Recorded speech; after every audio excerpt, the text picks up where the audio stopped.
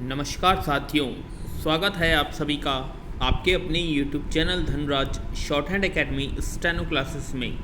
दोस्तों, आज का हमारा डिक्टेशन है दैनिक जागरण संपादकीय देर से आया एक और फैसला, नई दिल्ली, दिनांक 8 अक्टूबर 2020, गति 80 शब्द प्रति मिनट। डिक्टेशन स्टार्ट होगी 5 सेकंड बाद।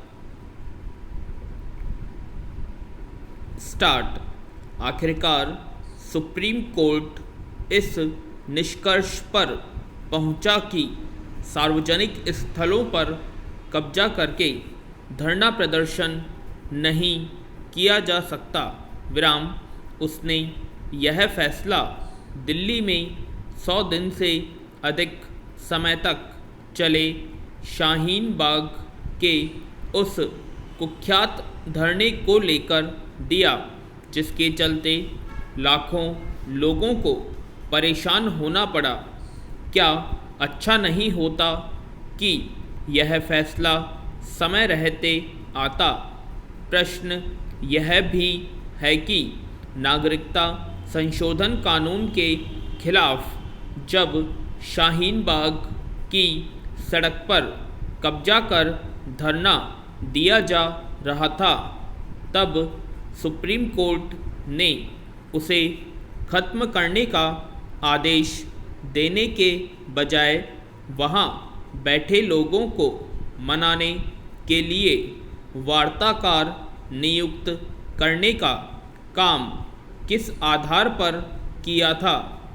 क्या इसकी अनदेखी की जा सकती है कि इस अस्वाभाविक कदम से न केवल दिल्ली पुलिस सड़क खाली कराने से हिचकिचा गई थी, बल्कि रास्ते को बंद करके बैठे लोगों का दुस्साहस और बढ़ गया था।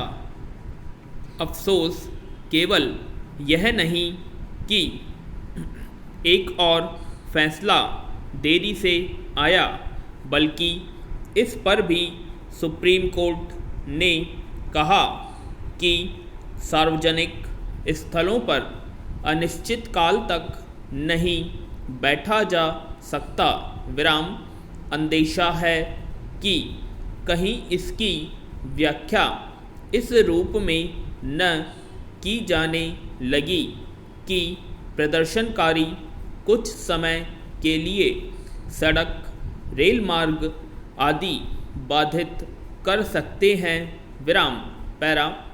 क्या यह उचित नहीं होता कि साफ तौर पर कहा जाता कि सार्वजनिक स्थलों पर एक क्षण के लिए भी कब्जा किया जाना स्वीकार्य नहीं? उचित तो यह भी होता कि सुप्रीम कोर्ट उस तरह की प्रवृत्तियों पर भी ध्यान देता जिनके चलते लोगों को उकसाकर सड़कों पर उतारने के साथ अराजकता फैलाने की कोशिश की जाती है। विराम। यह एक खतरनाक प्रवृत्ति है। यह लगातार बढ़ती दिख रही है। यह एक तथ्य है कि शाहीन बाग धरने को समर्थन देने के काम संदिग्ध इरादों वाले कई संगठनों की ओर से किया गया। विराम। इनमें कई संगठनों के नाम भी सामने आए थे, जैसे पॉपुलर फ्रंट ऑफ इंडिया यानी PFI। विराम। इस संगठन का दफ्तर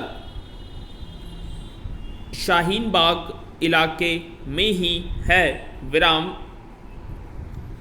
पता नहीं इस संगठन की भूमिका कितनी गंभीर थी, लेकिन इसमें दोहराए नहीं कि नागरिकता संशोधन कानून के खिलाफ जो विषाक्त माहौल बनाया गया, उसके दुष्परिणाम स्वरूप ही दिल्ली में भीषण दंगे हुए।